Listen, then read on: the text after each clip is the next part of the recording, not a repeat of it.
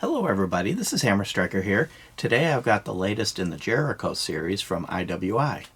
Please don't forget to check out our website. Go to our affiliates page. You'll find discount codes for things like Mantis Axe and Core belts, linked to that cool little bore light that we use for lighting up the barrels. Use those links. It will often save you money, never will cost you any additional money, and helps the channel. And please consider supporting the channel on Player, formerly Utreon, where we can do some types of videos that are no longer allowed on YouTube. IWI makes a number of interesting handguns and rifles, like that Uzi you saw there at the beginning of the shot, the Tavor, and many others. This one is their handgun, and it is a military handgun. Now the Uzi that's sitting over there is not the focus of the video, so I'm going to pause, get rid of it, get it out of the way, and we'll proceed. So let's first, of course, make sure that this thing isn't going to bite, so it's clear. The Jericho II, this is the Jericho II. I've also heard it called the Enhanced. This is the M version. It's got a slightly shorter barrel. This is not really new. They've been out for a little bit, but it is the latest in the series, and I finally got a hold of one. And they're made by IWI.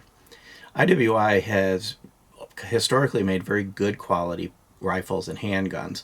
They're military based, and they do sometimes make a few changes for the US market, but they tend not to be fancy. They don't pretty them up.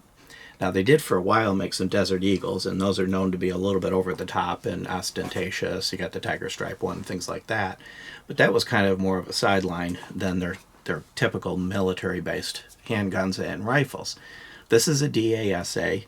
It shares a lot of similarities with the CZ75. I think a lot of the inspiration for this design came from the CZ75, but of course, typical of what various companies do when they do that, they've kind of gone their own way and they've done things to suit what their particular needs are. Some of the things that are enhanced, and I don't know all of the details, I don't have an original Jericho, but I know they added front serrations, they changed the texturing a little bit, and they added removable back straps. The original Jerichos had more like you'd see on a 1911, where you had removable side panels. There was a screw down here and you could remove the side panel. This is doing removable back straps. It comes with 3 of them in the box. And this particular one that you see is the large. Comes with the medium pre-installed. That tends to be pretty typical for most guns. Does have a thumb safety. It is a little bit stiff, and the positioning of it with the beaver tail makes it a little hard to get with your thumb unless you got a really long thumb. But it does work well. Now I did find it's easy to thumb off. It's just a little harder to thumb on. If you're using this as a defensive weapon, of course, off is the thing that you're going to need to do urgently. On, you can kind of do at your convenience. And one of the things that you find about it is, unlike in 1911, you can put the safety on when the hammer is down, but it doesn't have a decocker, so there is not a 100% safe way to get it in a hammer down position on a loaded chamber. You actually would have to do what I did and pull the trigger and hold it and thumb it down. Now one of your options is to pull the trigger, get it moving, release the trigger, and then stop, and it'll stop at this quarter cock position. And in the quarter cock position, it never actually touches the firing pin. It also has the internal drop safety piston as well as the thumb safety. So it is designed to be carried safely, but the mechanical design of it is to be carried cocked and locked, or with an empty chamber, you rack it, it loads around into the chamber and then carries on. And that's the way I see their military a lot of times using this, with an empty chamber, and they rack it. As they're pulling it, they kind of part of the flow of pulling it, they rack it. So you can kind of carry it how you want. Just keep in mind that at the point the hammer's back, when I pull the trigger, see there, I kind of let it go. All of the safeties are disabled. So you have to pull the trigger, get it moving, get your finger away from the trigger, and then lay it on the quarter cock, if you want to try to do it that way. One of the things with that, I've seen some of their training videos, and they're fast. It's all part of the flow. As it's coming out of the holster, they're grabbing the slide rack, and they've kind of perfected that concept of chambering it as they draw it. It has nice 3-dot sights. They're big 3 dots, and there are night sights available. I haven't seen sights on the market available that are focused for a shorter distance, which would be more typical of defensive. Now, as far as defensive use of this, you can carry this. It's not really any heavier or bigger than many of the other guns that people carry, Glock 17, things like that. Good for home defense, but to me, this, in my usage, this is more, it's cool and range day. It is a very pleasant gun to shoot at the range. It does have a Picatinny rail. It's got 4 slots on the M version that you see here, and the regular version, which just has a longer sliding barrel, has 5 slots. Front and rear serrations, as I mentioned earlier, so it's easy to cock this. And it doesn't have anything other than kind of a matte finish, but it doesn't have any glare reduction stripes like some of them do. But this matte finish, you can see it's really picking up the studio lights, but it's not reflecting them. And in keeping with the military concept of this, the finish is really good. It's a good quality finish, but it's not highly polished. It's not fancy. This isn't something you put in a glass case on the wall because it's pretty. This is something that you use, and it's going to hold up well under that type of use. So I've talked about the trigger a little bit. Let's get rid of this magazine, make this a little easier. So it's in double action mode, hammer down. So there's a noticeable amount of take up. And then a heavy-ish, not too long, it's actually kind of a medium length DA pull, and it's really smooth, no stacking or anything else. And then of course in double action mode it would be all the way back out. Now if I thumb the hammer back, now I'm in single action mode. Of course the trigger's back, minor amount of take up, a little bit of creep through the wall. It's light, but it's not super light. This isn't like a 1911, and again it is intended for military use, so it's not a super light break. And the reset is basically all the way out of the single action mode with a little take up to get back on it, and then again a little creep through the wall, and then the break. It is a nice trigger, but it's not like a competition trigger. It's smooth, it's clean, and the weight is pretty good on it. It's a trigger I like, but it's not what I would call an awesome trigger. I'm going to show you this because it's interesting, but this is not how I would propose you get it to the quarter cock position. But if you pull the trigger and you hear that first click and let off it stays at that quarter cock position. Again, pulling the trigger against a loaded chamber if you're not intending to shoot is not a good idea, but it's interesting that it works that way. Now if it were hammered down, I could also just thumb it back to the quarter cock position.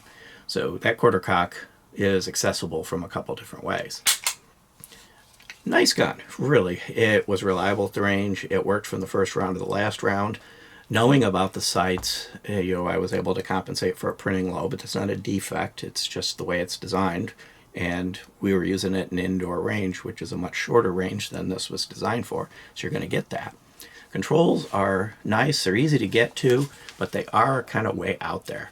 So unless you've got gigantic thumbs that come out to here, getting to some of these controls from this grip position, even the magazine release is kind of a little bit difficult to get to.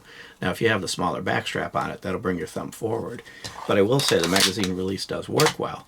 It works smoothly, but I had to change my grip a little bit, kind of turn it a little bit to get to it. Combination of the large back strap and the size of my hand. That's kind of a minor thing. You adapt to it and you work from there. Dimensionally, it's 7.53 inches from front to back. It's 5.56 inches tall. It's 1.46 inches thick with the controls on it. And it weighs 24.7 ounces without a magazine. So it's kind of a big guy. It's a service weapon. It's not a deep concealed pocket gun. Not intended to be. And it has a 3.82 inch barrel. Now, of course, the regular one is a little bit longer than that. So to disassemble it is a little bit different, but it's not difficult. You pull the slide back until that little arrow and that dot align. And when they do, you push this out, this little pin that sticks out, and pull out the release, or the takedown pin. And then slide off. Now, the first thing I do is put the safety on when I'm dealing with any gun that comes apart like that, because I don't want the hammer to drop free fall onto the internals of the gun and damage something. So I put the safety on just to make sure if I'm messing around with it, I don't accidentally pull the trigger while cleaning it and damage the hammer. Obviously it's not going to go off, but I don't want to damage it. The internals are well machined, a little more complicated, but that tends to be a characteristic of DASAs. But everything's well machined, but nothing's polished or fancy. And you'll see that the guides, consistent with what you see on the CZs, are on the inside. There's these guides up here at the front, and then there's guides at the back. One thing I did note is the one on this side, right here, is somewhat obstructed by this component and some other components. So it's a little more fun trying to clean this one right here than it is the rest of them, getting in there to clean it. But it's not a big deal. Once you figure out how to do it, you do it, and it's easy enough to do. The slide's a little unique. Pull the guide rod out and you saw something fall. Double spring guide rod. Now this thing that fell appears to only exist on the M, and it's not even referenced in the manual, but you see these two notches, and it sits in here, and that retains the guide rod. To remove the barrel, pull it out, or most likely it'll fall out, and then pull the barrel out. And barrel looks a lot like either a 1911 barrel up here or a CZ barrel, and then of course it has this style hook like a lot of the CZs do. It appears to be phosphated. The ramp is not even really machine polished. It's more of just, the machining is finished, machining is clean, but they didn't do any effort to polish it. In fact, you can actually see a copper stain on it from a bullet, and without polishing it, I can't get that copper stain off. But it didn't matter. It just worked. I didn't have any problems with this thing feeding any of the ammo, just cheap range ammo. It just worked. And the barrel, the rifling, is conventional rifling. Very well machined, sharp ridges, overall nice rifling. And then the internals of the slide, there's your drop safety piston right here. The only thing that's polished is this. Everything else in here is just machined correctly and machined well, but no extra attention to polishing or doing anything fancy. And of course you see the rails are opposite of typical what you see like on a Glock or any of the other guns out there. They're reversed because they sit down inside. Reassembly is relatively easy. Put the barrel back in, put this thing back in, put the guide rod back in. And the guide rod, I'll show you once I do it, sits into a little notch at the front of the block there, so it kind of self-centers. And then I'll flick the safety off, slide it back on, and then line up those two, that dot and the triangle again, just like before. You can see it right back there. Take the pin. Actually, I'm sorry, I did that a little bit backwards. You gotta put the pin in the hole and catch the barrel, then pull this back, and then it just snaps in place. And you're back in business. So easy to live with, easy to maintain.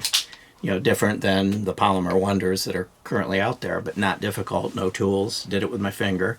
And these markings are very clear and very distinct and very easy to see. And the slide's relatively light, so it's not difficult to get it back there. As far as experience shooting this, it was very pleasant to shoot at the range. It was easy to shoot well and pull nice tight groups once I properly understood how to zero the sights on it because of the way they're aimed. And it controlled recoil very well. Well, I'm just going to rotate around and show you the different sides of it before I continue. So it's a well machined, well done gun. It controlled recoil very well, and it was pleasant and easy to shoot well. So if you're looking for a good range day gun, I think this would be a good one. I'm seeing these around 400, so they're not particularly expensive. They seem to be fairly available. And again, you could use this for concealed carry, though there are probably better options. And of course, this is a good option for home defense. Beyond that, if you like our videos, please give us a thumbs up, share, subscribe, click that bell up there to get notified if you do. Check us out on Facebook, Instagram, Player, Rumble. We're pretty much everywhere. And thank you.